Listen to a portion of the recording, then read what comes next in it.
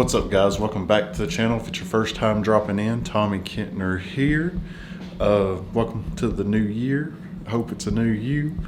Let me know down in the comments what your New Year's resolutions are. I'm probably going to say top 5 is get better on the health and all that good stuff. But, you know, around here ours is race car stuff. So, we're going to jump in. Over the break, we had a few days off. We really jumped in high gear on Adrian's build.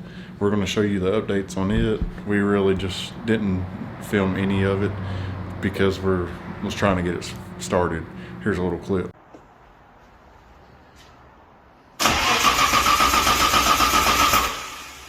Oh shit. Oh, snap. All right, let's go get some updates.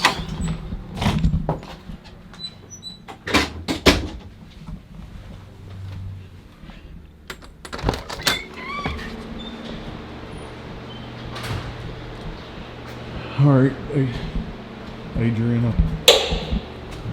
I told him we didn't film anything because we got in a hurry.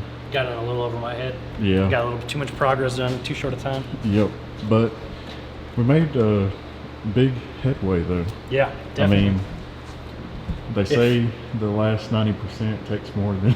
Yeah, last 90% takes all the time or whatever. Yeah. But yeah, if we were a little bit more familiar with setting up the Haltech, we probably would have at least started and ran this last break we had. So Yeah. yeah, I haven't done too many of those, and just not enough info out there on. Yeah. But well, that and there's pinout differences and. Yeah, this isn't exactly a stock RV Subaru. setup at this point. Yeah. Yeah, you can't just hit the drop down and be ready to go. Right, when I've done 100,000s of them. But that's why we're here. Yeah. And it's something new and exciting. But do you want to give them updates on the progress we've made? Oh, yeah. All so of it?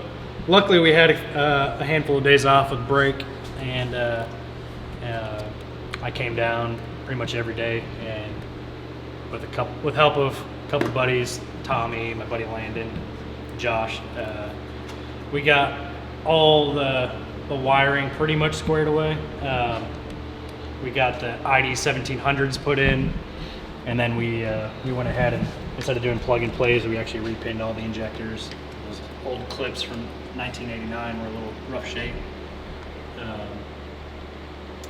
Don't mind the spark plug thing. We're trying to Set the case. set cam angle sensor and stuff.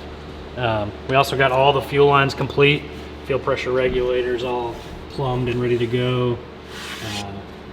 The filter, flex fuel sensor sitting down there, and then there's a pressure sensor down in here as well, fuel pressure sensor.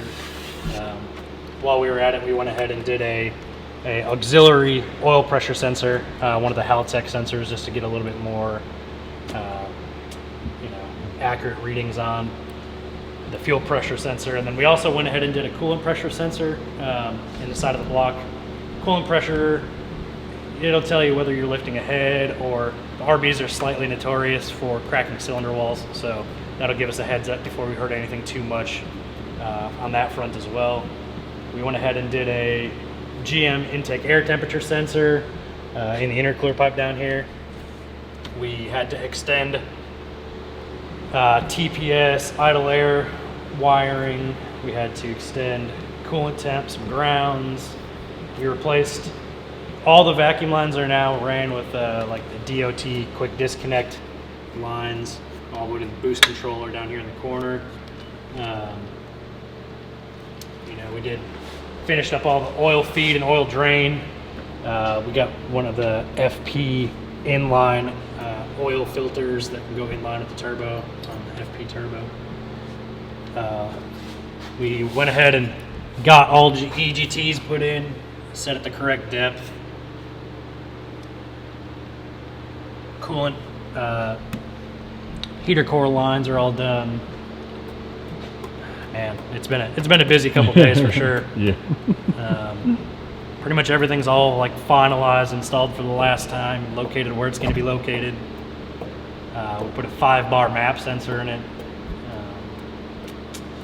We got On the inside, oh, I forgot all this too. So this is all the auxiliary wiring for all the different sensors we're running and all the EGTs and stuff like that. So we got to pin all these into the ECU, into the auxiliary ports that we have. They'll run into the fender, into the inside of the car.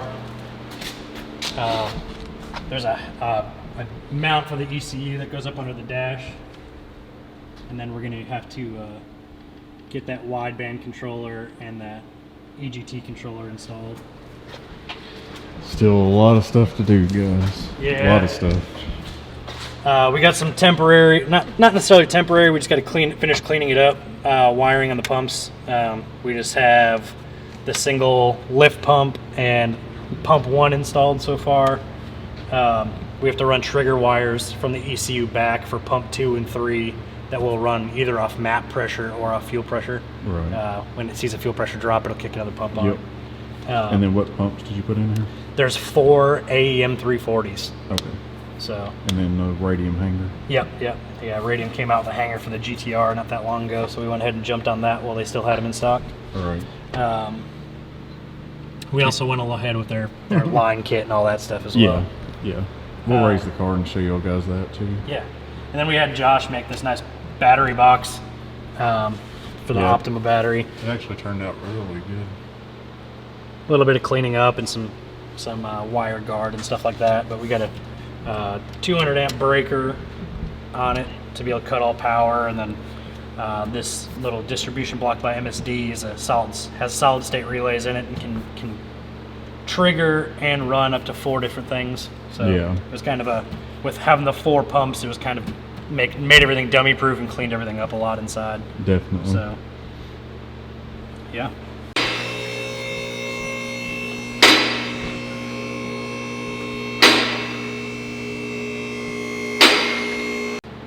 So we haven't had it up on the lift since we showed everybody everything, but we actually had Josh fabricate a nice intercooler mount for the larger intercooler that we put in. There's no couplers in the car. Everything's either V-band or the Vibrant HD clamps.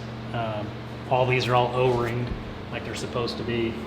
And then going back, we have the high capacity oil pan. RBs are notorious for having oiling issues, so we gave it every chance we could. And then moving back, we got the wastegate dump, the downpipe that Josh custom made for me, and then the 4-inch stainless steel exhaust that goes all the way back.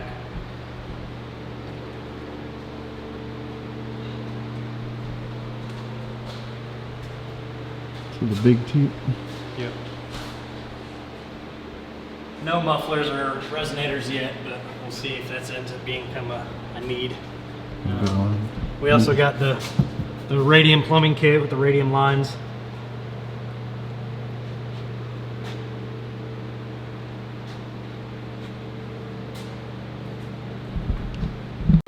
So, oil filter location on an RB is hideous. As you've seen in our video when we did the stock oil filter on the black R32, it's stuffed way up underneath the intake manifold and it's horrible to get to. So I went ahead and did a oil filter relocation kit. It's got dash 10 lines that feed a much larger filter in a much better location. Had Josh just whip up a quick bracket that I mounted to the oil pan here. Keeps everything nice and handy and easy to get to. I did end up having to swap out motor mounts just to get the filter location where I wanted, where none of the lines were going to be in the way or hitting anything. And that should help maintenance, general maintenance a lot more. Yeah, it looks a lot easier to get to than the stock one. Yeah. We went ahead and did a full trans and transfer case service as well while I had it apart. We went ahead and put the break-in oil and everything in it. We're getting close, that's for sure. I think we're going to try to call Haltech today or tomorrow and see if they can help us set some preliminary stuff and make sure that we got the cam, that PRP cam and crank angle sensor all sorted correctly and firing correctly. And then after that, we just got to button up some wiring and we're really ready for that dyno day end of this month. Yep. It's getting there, guys. It's a process. Yeah, especially when we're still trying to run the Yeah. shop normally, so it seems like it goes a while without getting work done, but the shop is still priority, so get the priority stuff, get the bills paid, and then work on this when I can. Right.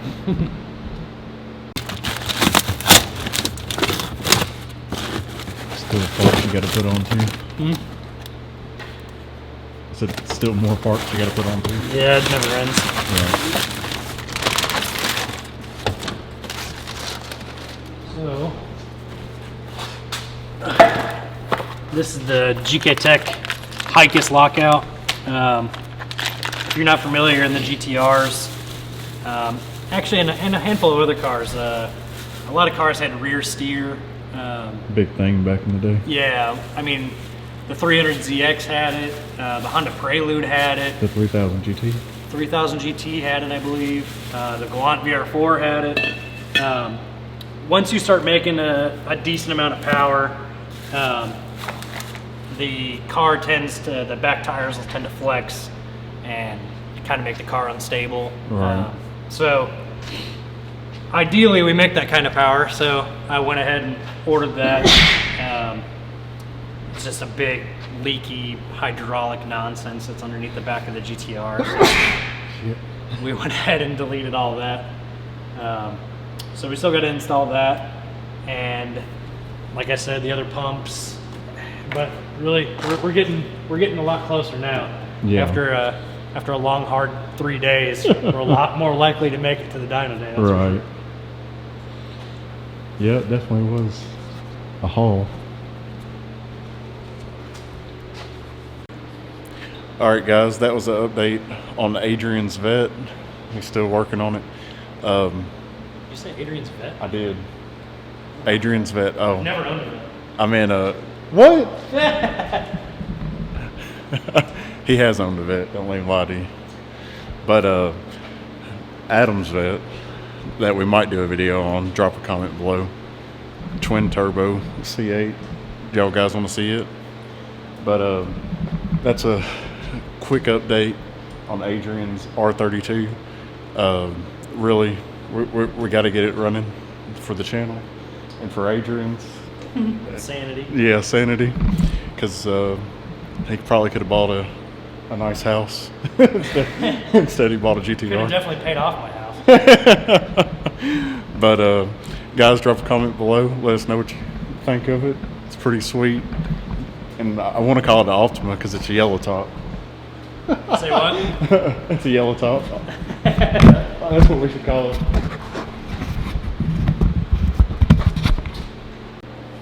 All right, we had some camera malfunctions, but we're back.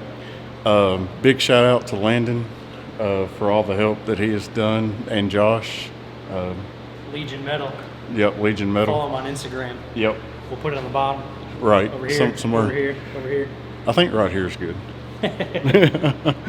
But guys, make sure you hit that subscribe button. Stay tuned for the next episode. We got more coming. Midnight Purple R32 of mine, and we might have another R32 coming. I don't know. I got a problem. See you guys in the next episode.